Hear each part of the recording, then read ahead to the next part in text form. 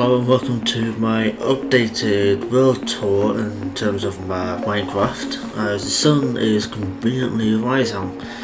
So compared to the last time I did a world tour, it's a lot bigger. The original video started on the same mountain that this little outpost is built on. As you can see, I've decided to do maps as well, which cover majority of the kingdom. Unfortunately, the top doesn't. It is fairly cut off, and if it's make it even taller. I may do that, I'm not sure yet. So moving on to the main thing that I'm doing is the tower. That's basically the central of my entire thing. Not really sure why there's a random rotten thread inside my sheep pen, but you know, whatever. So you can see here, this is new. I've decided to utilize a way to get eggs, but it is colonial at the moment. So that's fun. I used them to trade. And in here, as you can tell, I have my aquarium, which took a while to build. It took quite a lot of glass and it took quite a lot of water. I think it looks good so far. I do plan to see if I can make it taller or expand it in some way. But any ideas, let me know in the comments. This is a project that is still the same. It's been here for a while, although it wasn't around in my last world tour video.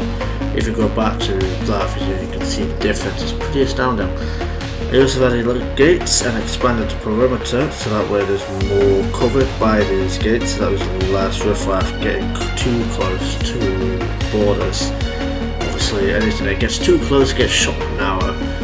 I've also expanded my little horse collection, as you can tell. Skeleton. I got lucky at one day. That was a bit of a surprising one.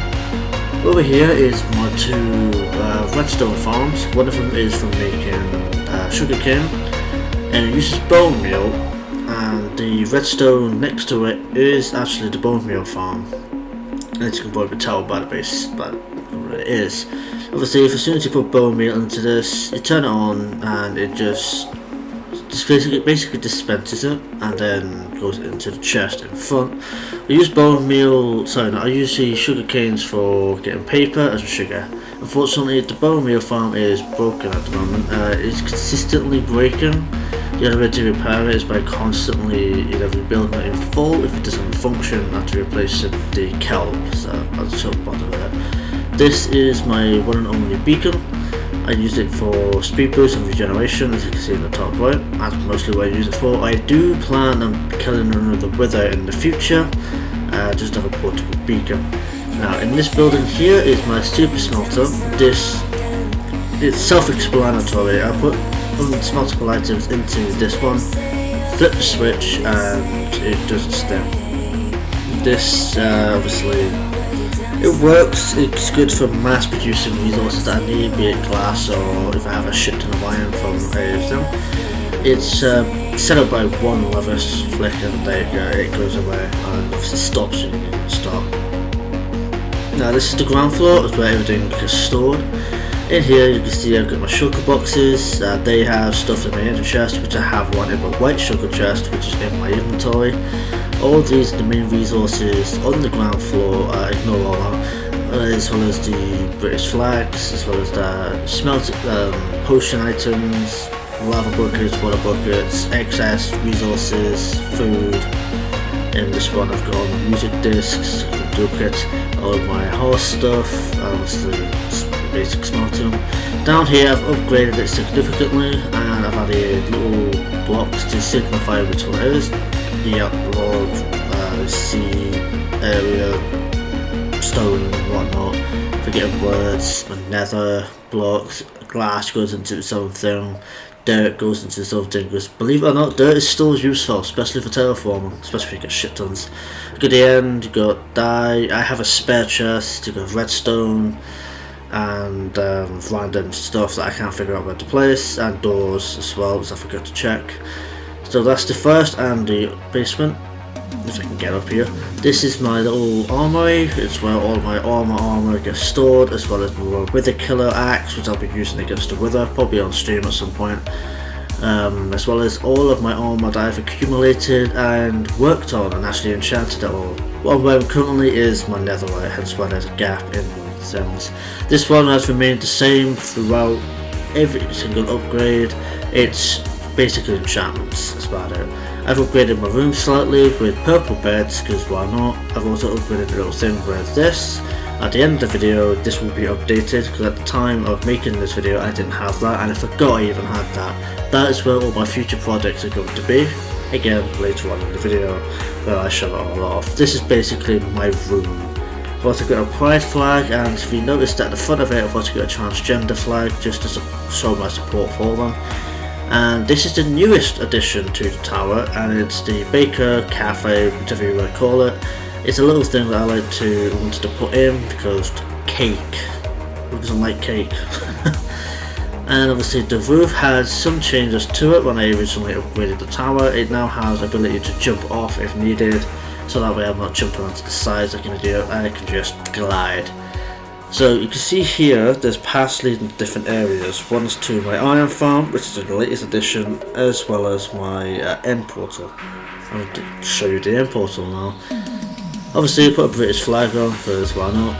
I did some upgrades to it to make it a little bit easier to get in and out. I don't really go to the end that often, but I will at some point to do my own thing to it and expand into that region. I've obviously made it a little bit easier to get into by making it blocks and adding British flags everywhere, because why the hell not? Because it won't be a kingdom without plastering your nation's flag everywhere now, would it? It's the only flag that I can make in this game, funnily enough. I can't make any other flags as much as I'd love to. So there's another path that leads up towards my iron farm. This is the area of the iron farm. It's basically what it is. It creates iron golems by adding the village compacted. It gives me poppies and it gives me iron, obviously.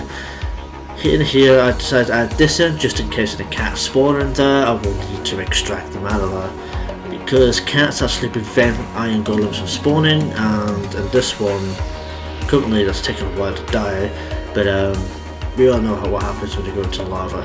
It seems to be functioning at very high efficiency, as there was 2 iron golems in at the time of this recording, so the iron farm is working immensely well.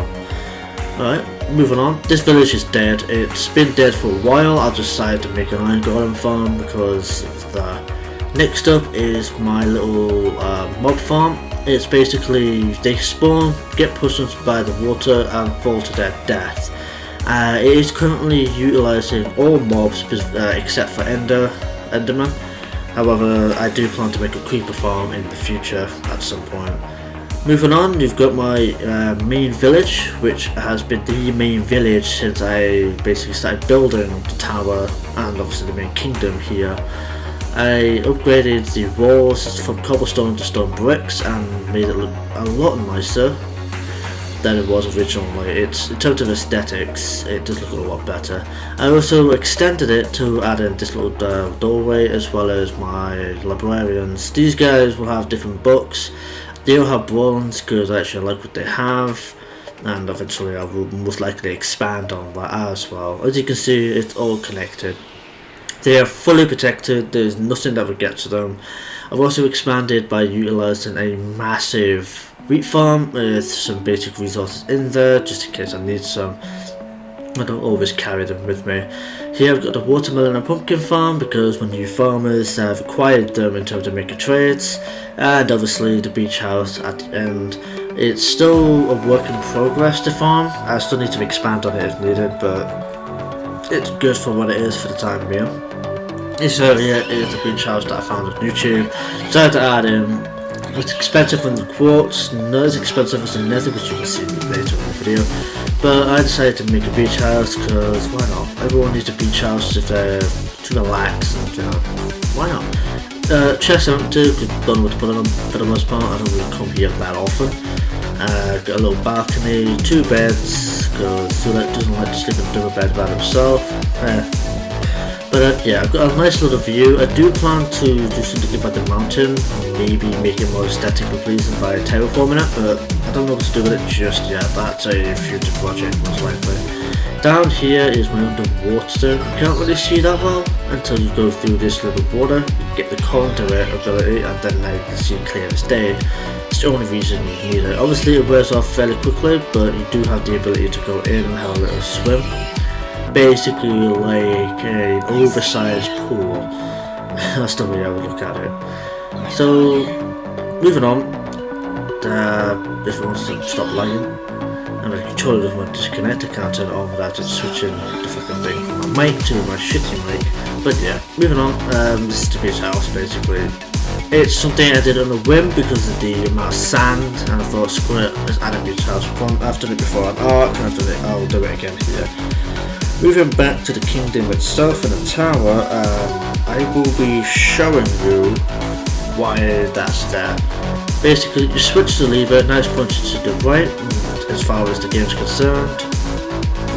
You can see the little redstone there. It's until I can find a more efficient way of making it look better, that's the way I'm going to have to do it, just swap it. So basically I'm going to be speeding up just so that this little trick gets a little quicker. So it goes through, this is also the one that gave me the platinum trophy. I needed to do 500 and I decided to basically build it all the way up to the mushroom biome that I have on this world. So it's only about 500, 600 blocks away from the main kingdom area where the tower is. And well, I built bridges, and to be honest, I like the design of the bridges that I've done. So in this mushroom biome, I decided to add in, oh look at that, mushroom family. Yeah, so in this area I decided to expand to, and I wanted to do something a little bit different in terms of builds. So far I've only got just one little mushroom house that I've built. It's mostly been using the mushroom resources around and adding in barrels and stuff like that. I think it keeps to the aesthetic and using white rust windows. Not really sure why, I just feel like it works well. And as you can see here, there is a lantern. Now this lantern is basically a way to a little path guiding in a way. So you can see every time you go to a lantern, there's another one that you can see in the distance. This leads to a bridge that I built across. I decided to use spruce as I feel like mushroom and spruce go well together in terms of just the way the console works, I believe. That's just my thinking. Spruce just looks the best in terms of building in the mushroom biome, as well as obviously the bridge itself. So moving on, you can see here there's more lanterns. This is all naturally generated. I have not fucked this on root edited or anything like that. This is how the world spawned in, generated in, and this is how I've just left it. I'm just building on top of it. Terraforming may be done in the future, although I doubt I will do any form of terraforming. I'll immediately leave that as it is. As you can see, yeah, there is an ice biome directly next to the mushroom. Not really sure what's going on with that mushroom to the right there. Pretty sure that's a screwed up terraforming done. Generation rather.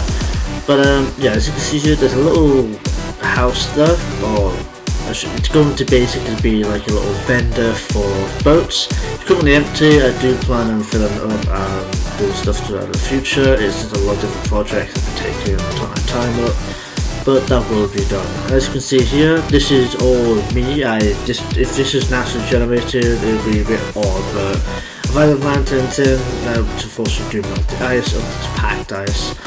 But yeah, I decided to hook up the island to this ice biome, dug this out because I need the ice, and basically this is going to be like a little speedy boosty area. I will eventually add lights in to prevent mobs spawning at night time when I eventually start expanding to this area. Moving on very swiftly about it. I think I had an internal monologue during this, but you know, I need a PC for the proper script. So moving back to the kingdom itself and the tower, I jumped off a little bit early here. This next one I'm going to be going towards my nether. So my nether hub is basically the most expensive project I have done to date on this entire world. As you can see, yeah, a lot of quartz, so many quartz, so many. So each tunnel has a way that will lead me to go. I'm going to go through one of them and explain what's at the end. Down here goes into the nether fortress, which is a bit of unexpected surprise. I advanced the tunnel using the nether bricks to combine them so it looks a bit more fluid.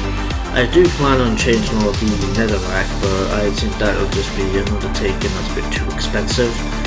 so I may just leave that as it is, similar to the netherrack on the door.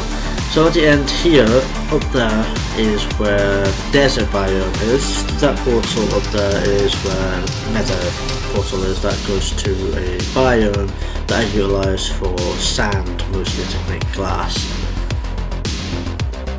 Now down this tunnel is slightly different. I believe this is towards my, it's towards my new nether portal that I've designed. That goes towards the new ancient city. I plan to expand on it. I do plan to finish off this track, but at this time I didn't. And the entire building itself is still unfinished, but I made it 3 wide because it makes it look better symmetrically. I do plan on finishing that off because, to be honest, I actually forgot it was like that. I'm not gonna lie. So the reason I'm showing this is mostly video proof, despite the fact I've done it on stream, but no one's going to see that stream at all, right? So, I do plan to build up on this by adding like fences, building a proper bridge. These were temporary placeholders until I actually build a proper bridge and expand on it, because no one wants a mob to come up behind me and just basically hit me off, then cause me to trigger a warden to spawn. So that's the kill of them two, and having to wait 10 seconds for my inventory to spawn up. Basically what I plan to do with the ancient city is expand on it and take over it. Obviously that means I'm going to get rid of all the warden spawners and figure that out and figure out what I want to do with it. It's mostly going to be, this entire thing needs to be sorted out properly. I need to sort out a tunnel, I need to sort out the entrance, the exit. I have the ability to still utilise the mine shaft that I had to dig through, fix that hole, just make sure it's just there. And obviously because of how deep it goes, I plan to edit that and make it a lot easier to get up and down, hence why there's a ladder here, because I wanted to dig straight down. Bad idea, don't do that, but it worked out in my favour because I knew where the city was. As you can see, portal or waterfall into it just to make it easier for me to get in and out, and there's an obvious entrance to it. I'll probably keep that the same. I have already looted it, but again, why not take over it? Because why not? I have the ability to, why wouldn't I? So obviously at the end of each portal there's going to be something that will be upgrading and expanding upon once the home base has been fully upgraded, and I need to expand. Again, that's all outlined in the projects, in the little book that I have, and this is the final tunnel which leads up to the Bastion and another biome. This area has been flattened down by yours truly, mostly because it's easier to get in and out, and I will deal with a lot of it eventually. I haven't been to this area in quite some time. I believe it's fully looted, but as you can see where I punched, that's where the Bastion is. I do plan to make a bridge across there and trying to make it so the slime things don't spawn, but that's a hassle in itself.